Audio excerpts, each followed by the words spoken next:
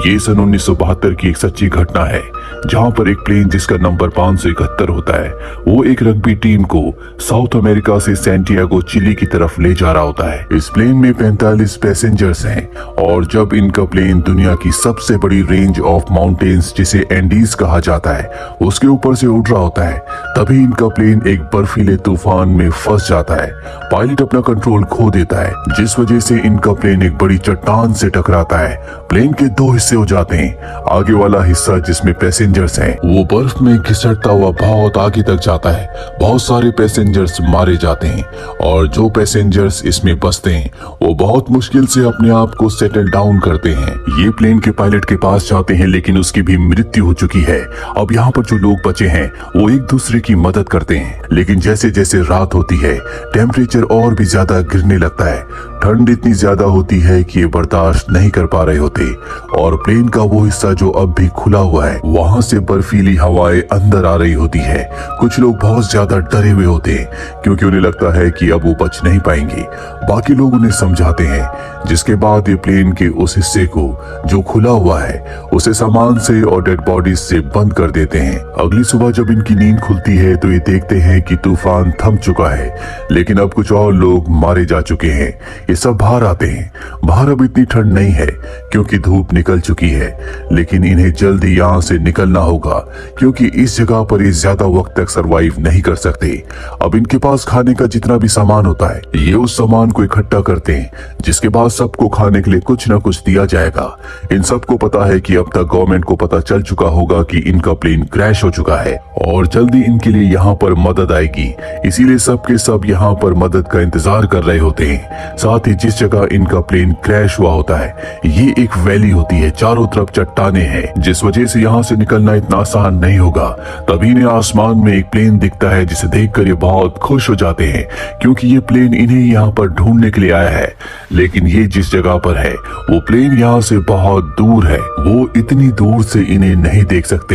हालांकि सबके सब चिल्ला रहे होते हैं, लेकिन प्लेन इनकी आंखों के सामने से वहां से निकल जाता है। अब इन्हें यहीं पर किसी न किसी तरह से सरवाइव करना होगा जब तक इनके लिए कोई मदद नहीं आती। 3 दिन गुजर जाते हैं, जिसके बाद एक लड़के जिसका नाम नैंडो है उसे होश आता है। होश आते ही वो अपनी बहन के पास जाता है जिसकी हालत बहुत ज्यादा खराब होती है। उसे अपनी बहन से पता चलता है कि उसके माता पिता की अब मृत्यु हो चुकी है, जिससे वो टूट जाता है। इन्हें यहाँ पर पीने के लिए पानी चाहिए, इसीलिए बर्फ को मेल्ट करते हैं। साथ ही बहुत बड़ा एक्स का साइन भी बना देते हैं ताकि ऊपर से अगर कोई प्लेन गुजरे तो उन्हें इस साइन को देखकर पता चल जाए कि बचे हुए सर्वाइवर इस जगह पर हैं। अब अगले दिन एक और प्लेन इन्हें ढूंढने के लिए आता है जो इनसे बहुत दूर होता है, जिसे देखकर ये बहुत खुश हो जाते हैं क्योंकि इन्होंने अपने बैग से एक्स का निशान बना दिया है।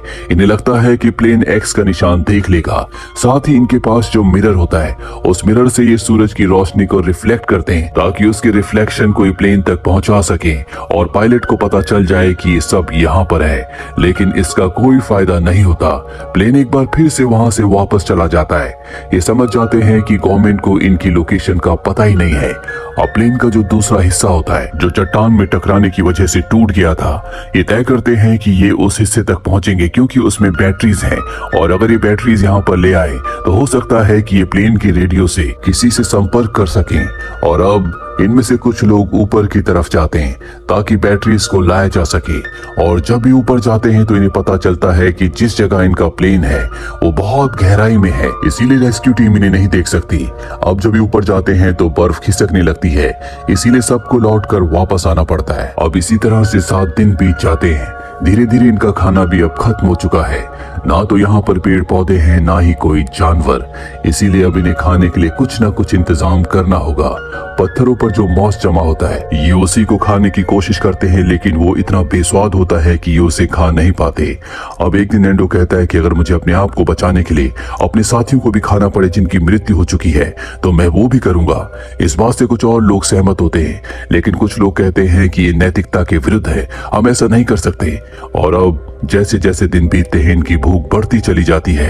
ये अपनी सिगरेट से यहाँ तक कि जूतों के लेसिस को भी खाना शुरू कर देते हैं। 3 हफ्ते बीत जाने के बाद सबकी हिम्मत टूट जाती है। नेंडो की बहन जिसकी हालत बहुत ज्यादा खराब थी उसकी भी मृत्यु हो जाती है। नेंडो ने इस एक्सीडेंट में अपने माता पिता और अपनी बहन को भी खो दिया और अब इन्हें अपने आप को बचाने के लिए कुछ न कुछ करना होगा। इसीलिए जो इनके पास इनके साथी इनकी डेड बॉडीज है ये उसी से अपना काम चलाना शुरू कर देते हैं। कुछ दिनों के बाद बर्फ में इन्हें दबा हुआ एक बैग मिलता है और जब ये उसे खोलते हैं तो उसके अंदर रेडियो होता है और रेडियो को ऑन करने के बाद इन्हें पता चलता है कि उसमें सिग्नल्स नहीं है। इसीलिए ये एक एंटीना बनाते हैं। उस एंटीना की मदद से सिग्नल्स आ जाते हैं। ये रेडियो में न्यूज सुनते हैं जिससे इन्हें पता चलता है कि गवर्नमेंट ने इन्हें ढूंढने के लिए 60 से ज्यादा बार रेस्क्यू टीम को भेजा था लेकिन कोई इन्हें ढूंढ नहीं पाया। इसीलिए गवर्नमेंट ने अब इन्हें ढूंढना बंद कर दिया क्योंकि उन्हें लगता है कि उस प्लेन क्रैश में कोई नहीं बचा था। ये सुनकर इस सब के सब हताश हो जाते हैं क्योंकि अब अगर इन्हें अपनी जान बचानी है तो इन्हें खुद ही यहाँ से निकलना होगा। इन्हें ढूंढने के लिए अब यहाँ पर कोई नहीं आने वाला। साथ ही यहाँ पर 5 लोग जो मांस नहीं खा रहे थे अब उन्हें भी वही काम करना पड़ता है जिसके वो खिलाफ थे। अगले दिन इनमें से 3 लोग यहाँ से बाहर निकलने के लिए चट्टानों के ऊपर की तरफ जाते हैं। चलते चलते इन्हें रात हो जाती है इसीलिए ये एक जगह रुक जाते हैं लेकिन ऊपर बर्फीली हवाएं होती है जिसमें इन्हें बहुत मुसीबतों का सामना करना पड़ता है। अगली सुबह मजबूरी में इन तीनों को वापस नीचे आना पड़ता है। ये बताते हैं कि यहाँ से निकलना इतना आसान नहीं है, ऊपर बर्फीली हवाएं हैं। अब रात को ये सब के सब जब प्लेन के अंदर होते हैं तभी इनके प्लेन के अंदर बहुत सारी बर्फ आ जाती है। बहुत सारे लोग प्लेन के अंदर बर्फ में दब जाते हैं। ये अपने साथियों को निकालते हैं लेकिन प्लेन के अंदर बर्फ में एक लेडी की मृत्यु हो जाती है। अब इससे पहले कि अपने आप को संभाल पाते तभी इन्हें अजीब सी आवाजें आती हैं। ये समझ जाते हैं कि बर्फ का तूफान इन तक पहुंच चुका है और तभी बर्फ का तूफान इन्हें अपनी चपेट में ले लेता है। ये तूफान इतना खतरनाक होता है कि इसमें कुछ और लोगों की मृत्यु हो जाती है। ये सब देखकर एक लड़का जिसका नाम न्यूमा है वो अपना कंट्रोल खो देता है। वो प्लेन की खिड़की पर जोर जोर से मारने लगता है। ये सब के सब यानी कि इनका पूरा का पूरा प्लेन और बर्फ के नीचे दफन हो चुका है। न्यूमा की लगातार कोशिश की वजह से कांच का एक टुकड़ा उसके पैर के अंदर चला जाता है लेकिन वो हिम्मत नहीं हारता।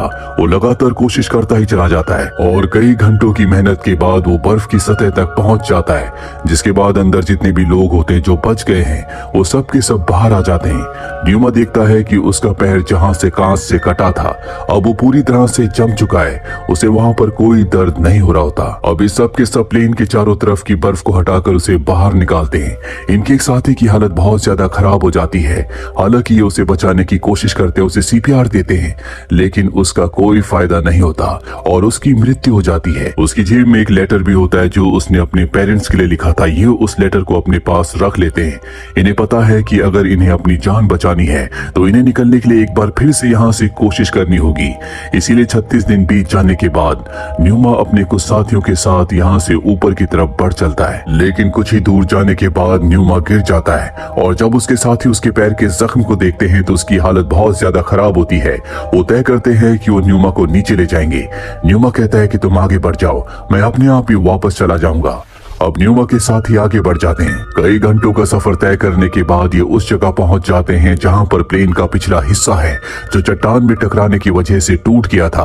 उसे देखकर ये बहुत खुश हो जाते हैं। ये अपने बाकी साथियों को भी ऊपर बुला लेते हैं और अब ये देखते हैं कि प्लेन के उस हिस्से में बहुत सारे कपड़े साथ ही खाने का सामान भी है और वो बैटरीज भी हैं जिनकी इन्हें तलाश थी ताकि ये रेडियो को ऑन करके गवर्नमेंट को मैसेज भेज सके। लेकिन जब ये रेडियो को ऑन करने की कोशिश करते हैं तो इसका कोई फायदा नहीं होता क्योंकि रेडियो खराब है। अब न्यूमा की हालत बहुत ज्यादा खराब हो जाती है इसीलिए वो खाना बंद कर देता है क्योंकि उसे पता है कि अब वो नहीं बचेगा और वो खाना खाकर उसे वेस्ट नहीं करना चाहता। साथ ही इन्हें प्लेन के पिछले हिस्से में एक बहुत बड़ा वाटरप्रूफ कपड़ा मिलता है जिससे ये अपने लिए एक स्लीपिंग बैग बनाते हैं। अब यहाँ पर ये अपने छोटे रेडियो में जो इन्हें पहले मिला था उसमें न्यूज सुनते हैं कि एयरफोर्स एक बार फिर से इनके लिए एक रेस्क्यू टीम भेज रही है और ये आखिरी बार होगा जब इन्हें कोई ढूंढने के लिए आएगा। इन्हें यहाँ पर 58 दिन हो चुके हैं। साथ ही न्यूमा जिसकी हालत बहुत ज्यादा खराब है वो अपनी जिंदगी की अब आखिरी सांसें ले रहा है। मरने से पहले वो अपने साथियों को कहता है कि मेरे मरने के बाद तुम मुझे अपना खाना बना लेना, इस तरह से मैं अमर हो जाऊंगा। अगर हम में से एक भी इंसान बच गया तो बाकी लोगों की कुर्बानी जाया नहीं जाएगी। इसके बाद न्यूमा की मृत्यु हो जाती है। न्यूमा के इन आखिरी शब्दों से सबको हिम्मत मिलती है और अब इनमें से दो लोग तय करते हैं कि वो एक बार फिर से यहाँ से बाहर निकलने की कोशिश करेंगे और वो चट्टान के और भी ऊपर चढ़ना शुरू कर देते हैं। और जब वो चट्टान के टॉप पर पहुंचते हैं तो ये देखते हैं कि चारों तरफ पहाड़ों के अलावा कुछ भी नहीं है। यहाँ से निकलने का कोई रास्ता उन्हें नजर नहीं आता। उन्हें लगता है कि उन्हें वापस चले जाना चाहिए, लेकिन इन्हें पता है कि वापस जाने के बाद भी ये जिंदा नहीं बच सकते। इसीलिए लगातार ये आगे बढ़ना शुरू कर देते हैं और कई दिनों का सफर करने के बाद ये एक नदी तक पहुंच जाते हैं, जिसे देखकर ये बहुत खुश होते हैं। वहां से बहुत सारा पानी पीते हैं क्योंकि इन्होंने कई दिनों से पानी नहीं पिया है। तभी नदी के दूसरी तरफ एक आदमी को देखते हैं जो घोड़े पर सवार होता है। पहले तो इन्हें अपनी आंखों पर यकीन नहीं आता, इन्हें लगता है कि हेलुसिनेट कर रहे हैं, पर जल्दी इन्हें समझ में आ जाता है कि ये सच्चाई है। ये चिल्ला चिल्ला कर उससे मदद मांगते हैं, लेकिन वो इनकी बात समझ नहीं पाता क्योंकि वो इनसे दूर है। इसीलिए वो आदमी पत्थर पर कागज लपेट कर इनके पास फेंकता है। साथ में लिखने के लिए एक पेंसिल भी होती है, जिससे दोनों के दोनों अपनी पूरी दास्तान लिखकर उसे वापस फेंक देते हैं। वो आदमी उस लेटर को गवर्नमेंट तक, एयरफोर्स तक पहुंचा देता है, जिससे वो एक बार फिर से सक्रिय हो जाते हैं। वो इन दोनों को अपने घर ले जाता है, जहां पर कई दिनों के बाद ये भरपेट खाना खाते हैं। साथ ही इनके साथी जो अब भी बर्फ में फंसे हुए हैं, वो रेडियो से सुन लेते हैं कि रेस्क्यू टीम इन तक पहुंचने वाली है। इसीलिए अब ये अपने आप को तैयार करते हैं और जल्दी इनके सामने एक हेलीकॉप्टर आता है जो इन्हें बचाकर वहां से निकालकर शहर ले आता है, जहां पर इन सब के परिवार वाले इनका इंतजार कर रहे होते हैं। सब अपने परिवार वालों को देखकर बहुत खुश होते हैं, जिसके बाद इन सब को हॉस्पिटल ले जाया जाता है। हालांकि अभी सब अपने घर जा सकते हैं, लेकिन ये तय करते हैं कि एक और रात ये सब एक दूसरे के साथ बिताएंगे और इस तरह से अपनी जिंदगी के सबसे बुरे वक्त में सबसे सही फैसले लेने की वजह से 45 लोगों में से 16 लोग बच जाते हैं और यहीं पर ये कहानी खत्म हो जाती है। उम्मीद करते हैं कि ये कहानी आपको पसंद आई होगी।